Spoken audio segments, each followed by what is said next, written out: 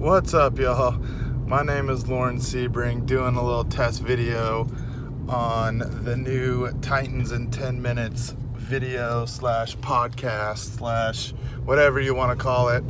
I understand there's not a lot of Titans feedback, reaction. I mean, we're one of the smaller markets out there, and the other day I was looking around at some Titans reactions. I like to watch people eat food. I like to watch people play video games. I like to watch people, react to certain things. And, after the Titans win against the Jacksonville Jaguars, I was excited to see other people reacting to it. I only found a few videos that I really thought were kind of post-worthy, others not so much. So this is just kind of like a test video on my way, to YouTube or whatever, so on. So I'm just giving this a try, but I want to call it Tennessee Titans, or more of Titans in 10 minutes, just kind of a feedback reaction video to the game, just kind of going over stats, statistics on what happened with both teams, the outcome of it, and what to look forward to next week. So starting off, Titans versus Jags, never an easy game. AFC South rivals. I know the Jags hate the Titans. Titans hate the Jags too, just not as much as the Jags hate the Titans, and understandably so. Going back, I don't even want to bring it up because I'm in Jacksonville and I've lived here for 20 years, but ever since the Jeff Fisher debacle of him saying, Jacksonville's their second home, it's just, I understand the rival. There's some hate in between there. So it's in Nashville. The Jags haven't won in Nashville since 2013. And it's a different team, those Jags. I mean, they were projected to go 0-16, and they came out and showed against the Colts. And I knew they were going to come out and show against the Titans. We didn't look too hot against Denver, even though we pulled out the W. We didn't look too great. So I knew it was going to be a well-fought battle. Your typical maybe 6-9 score, 15-12 score, something like that, defensive, naughty battle. But it wasn't. It was high flying. I think at first quarter it was 14-0. Jonnu Smith, man, he was really taking on the role that Delanie Walker left behind. So I'm really proud of him. Tannehill's, as a Titans fan, I think he's a top 5 quarterback right now in the league. Derrick Henry, though, still getting off to a slow start, but credit to the Jacksonville Jaguars, young defense. They did a good job swarming the ball, making sure they get into the backfield, tackling them. He just didn't really get it going. But going back to the score, we're 14-0 up. I think it was like first quarter. Second quarter, it started to change a little bit. The momentum started to switch. I believe, it's Tuesday right now, so it's kind of blurry, but I remember Jacksonville marching down the field and scoring before half, and they were going to get the ball back for the third quarter. And, Lambeau being, if he plays the way he plays for the next 10 years, he's going to be a Hall of Famer, guaranteed. That guy's automatic. But he squib kicked it, and it just hit off Kalu's leg, fortunately for us. Fortunately for, the player that was involved, Kalu, he was heads-up player. He showed that last year against the Chiefs. Speaking of which, the Chiefs haven't lost a game since that game. But anyway, Kalu saved the ball, got it at about midfield. He gained about a yard or two, and, set up Tannehill to execute a couple yards, and then for Gostkowski to go out and kick a 51-yard field goal after missing 4 field goals the other night.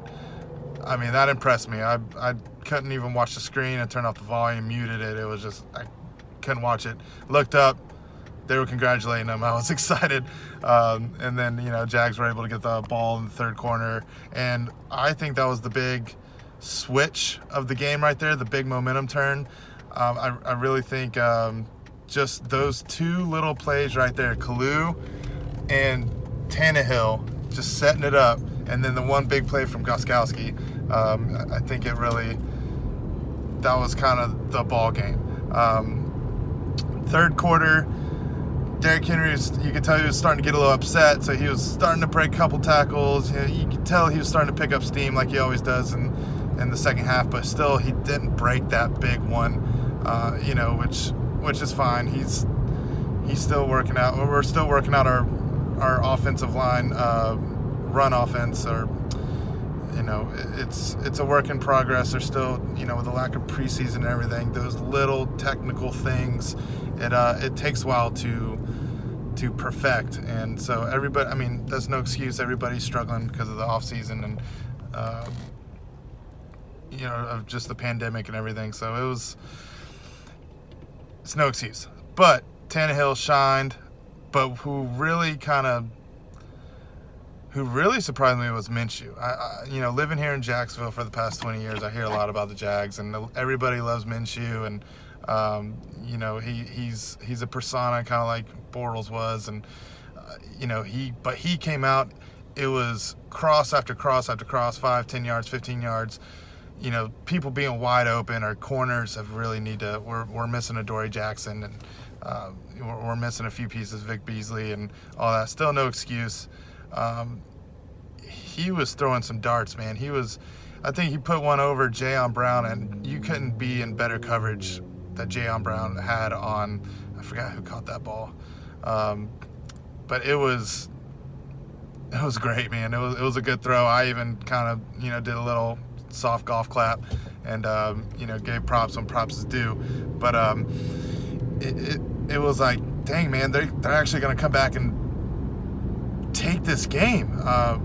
But Tannehill doing what he does best, standing in the pocket, taking big hits, delivering the ball. I think Humphreys over there just floated it up to him right where he needed to go. He's just standing in the pocket, taking a hit for his teammates. It was amazing to watch. I forgot to mention back on that interception from Fulton. Congrats, man, on that first interception. That was great. Great little tip ball action. He almost took it to the house. I know he's probably a little upset that he didn't take it to the house, but hey, man, I see it. I see a new one coming soon. But yeah, this was a nail biter. This was going all the way down. You could tell the defenses were kind of getting tired on both ends.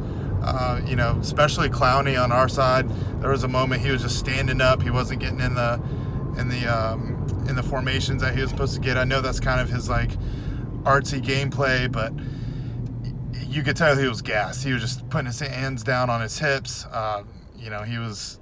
He's definitely not in shape.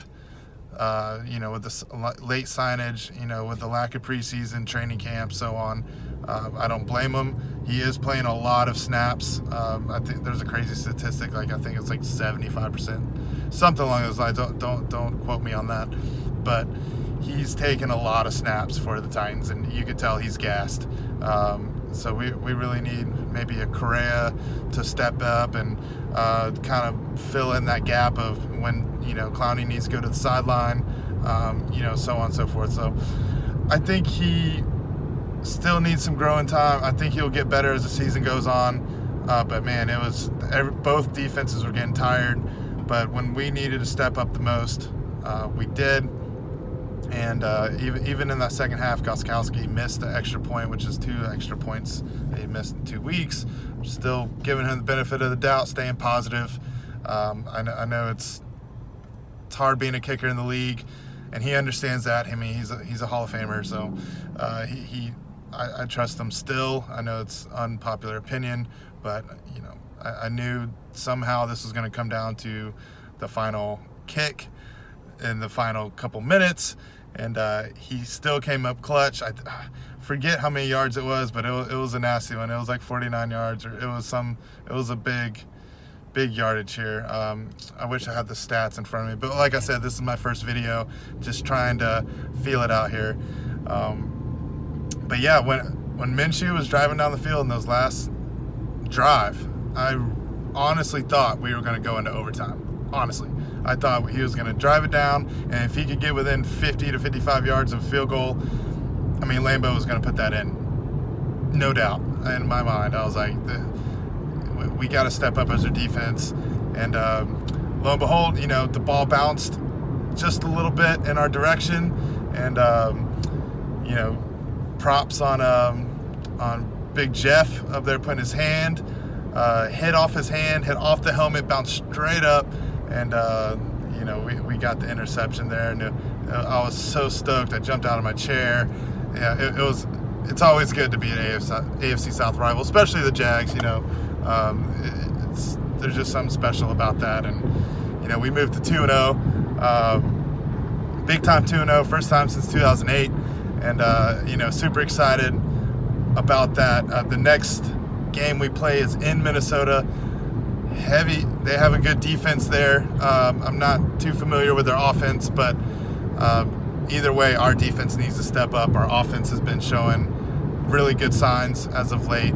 As soon as Derrick Henry starts busting out a 30-yard here, a 30-yard there, it's over. I mean, I think there's a crazy statistic showing if he carries the ball 25 times, I think we're like 8-0 or something like that. If he runs over 100 yards, we're like 12-0. It's something ridiculous. So if we could get him over 25 carries of 100 yards, I mean, we pretty much have that game locked.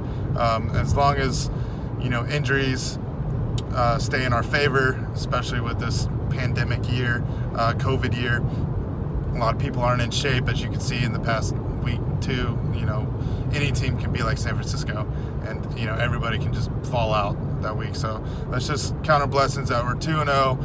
Most of our heavy hitters are healthy, and moving on to Minnesota Vikings. It's not going to be an easy task. I know they're a desperate team, and it's going to be a wild one. Every Titans game I watch, it's always a nail biter. Even if we're like winning by 14-21, as a Titans fan for over 20 years, man, like there's never just an easy ride. It's always strong. It's always tough, and no matter what happens, tighten up. I'll see you guys next week. I hope this was a good little first video, and I hope y'all enjoyed it. Smash a like, subscribe, whatever. I don't care. Just go Titans, and see y'all next week.